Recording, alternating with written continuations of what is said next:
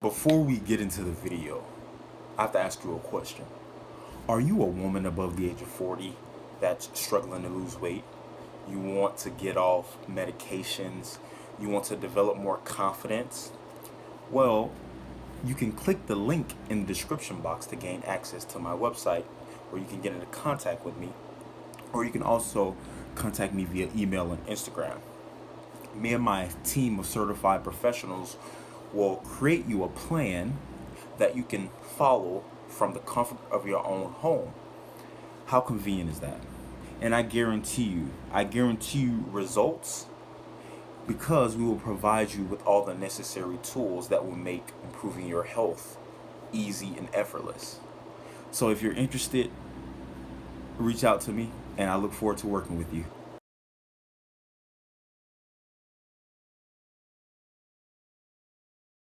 Hello everyone, welcome back to another video. In today's video, I'll be discussing the electrochemical gradient. Now, the electrochemical gradient is a physiological process that I've I've seen many college and high school students really struggle to grasp and comprehend. So if you weren't a college or high school student, you may not find this video interesting. But let's get into the video. The electrochemical gradient represents the difference in ion concentrations and charges across the membrane of a cell. Now, these membranes allow certain molecules to pass through, and it inhibits other molecules from entering the cell.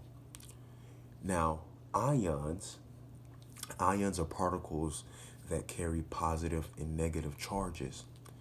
And it's the movement of these ions across that membrane that determine the charge of the electrical charge of the membrane. So for example, there's a type of cell called a motor neuron. Motor neurons allow you to voluntarily move. Usually, there are more sodium ions that carry a positive charge outside of the neuron than inside. So, the outside of the neuron will be more positive than the inside.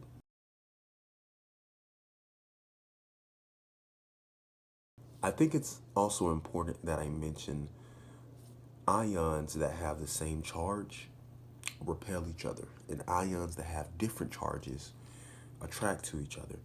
And it's this relationship between these charges that determine the flow of ions across a membrane.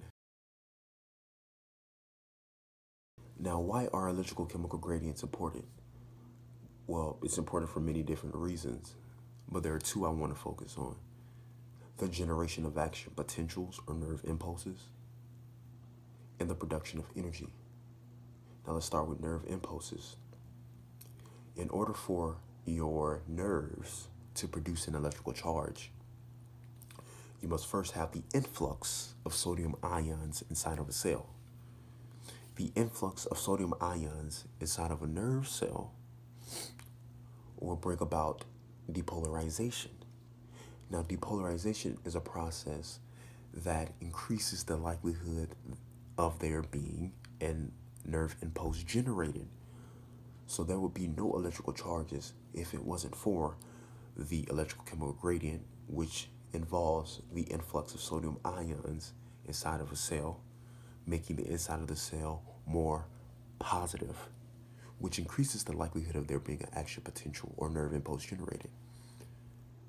Now, the second example of why electrochemical gradients are important is that it allows for the production of energy. How? Well, during energy production, there is a gradient that's created for hydrogen ions. Hydrogen ions move from the inside of the mitochondria to the intermembraneous space, which is the space between the outer membrane, outer mitochondria, and the inner mitochondria, or the mitochondrial matrix. During energy production, these hydrogen ions go to the intermembraneous space. Now, when these hydrogen ions congregate in the intermembraneous space, there's an enzyme that utilizes the energy from the hydrogen ion gradient to produce energy. So without this hydrogen ion gradient, or this chemical gradient, your mitochondria wouldn't be able to produce energy. All right, guys, that concludes the video.